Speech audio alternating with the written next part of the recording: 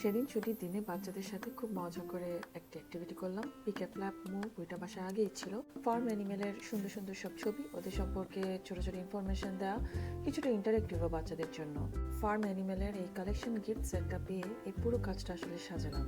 প্রথমে আমরা বইটা পড়লাম, তারপর বক্স ওপেন করে সব অ্যানিমেলগুলো বইয়ে দেওয়া ছবি ও লেখার সাথে মিলিয়ে নিচ্ছিলাম আমরা।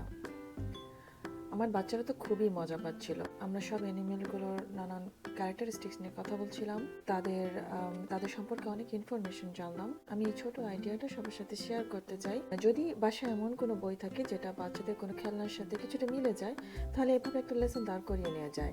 আমি তাই করি, আসলে আমি প্রায় এটা করি।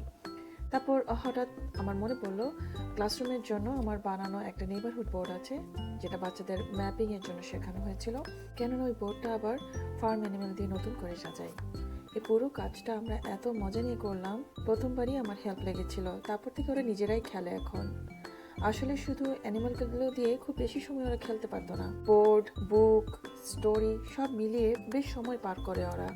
এই অ্যাক্টিভিটিগুলো বাচ্চাদেরকে আসলে অনেক কিছু শেখায়। এই সব ধরনের পশু পাখি যেগুলো আমরা ফার্ম অ্যানিমেল হিসেবে ইউজ করি, আমাদের দেশে অনেক কৃষি বাড়িতে ইউজ হয়, এগুলো অনেকের বাড়িতেও থাকে।